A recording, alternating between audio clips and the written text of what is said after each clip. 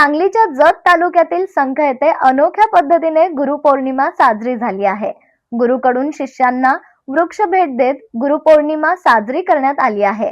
संख येथील श्री संत बागडे बाबा मानव मित्र संघटनेच्या माध्यमातून तुकाराम बाबा यांनी गुरुपौर्णिमेनिमित्ताने आपल्या शिष्यांना पिंपळ आणि चिंचाचे वृक्ष भेट देत वृक्ष संवर्धनाचा संदेश दिला आहे।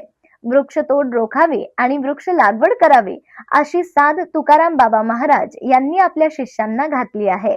या निमित्ताने वृक्षदिंडीही काढत सुमारे 100हून अधिक शिष्यांना गुरुपौर्णिमेच्या निमित्ताने वृक्ष भेट म्हणून दिले।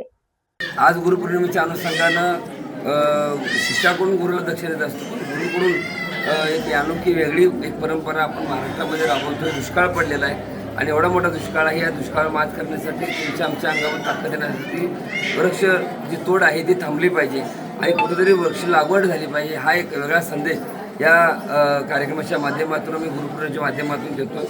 ज्या भक्तांच्या माध्यमातून हे झाड दिले त्या झाडाला कुंपण घालून या ठिकाणी त्या झाडाचं संरक्षण करण्याचं काम देखील आम्ही या माध्यमातून करतोय। आणि जे भक्त आमच्याकडे नावं या ठिकाणी दिले त्या प्रत्येक भक्तांना आम्ही श्री संत बागडे बाबा मानव मित्र संघटनेच्या वतीनं प्रत्येकांना चिंचेचं वड आणि पिंपळ अशा पद्धतीची झाडं या ठिकाणी आम्ही प्रत्येक भक्तांना या ठिकाणी गुरुपौर्णिमेच्या अनुषंगानं भेट करत आहे। हा उपक्रम पूर्ण महाराष्ट्रामध्ये वेगवेगळ्या माध्यमातून राबवावा आणि वृक्षतोड थांबावी ही पांडुरंगाच्या चरणी प्रार्थना करतोय। आज गुरुपौर्णिमा आहे हा वेगळा संदेश वैराग्य संपन्न बागडे बाबा राष्ट्रीय संत गाडगे बाबा यांच्या विचाराचा वारसा घेऊन चालण्याचं काम आम्ही गेले अनेक वर्ष करतो आणि इथून पुढे करत राहू। आज गुरुपौर्णिमेची अनोखी वेगळी परंपरा इथून पुढच्या कालावधीमध्ये अशाच पद्धतीनं शिष्याकडून अपेक्षा न करता गुरुकडून शिष्यांना वृक्ष देण्याचा हा उपक्रम आम्ही पहिल्यांदाच राहू। धन्यवाद।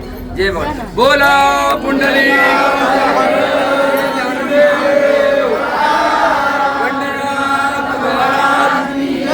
बागडे महाराज की जय।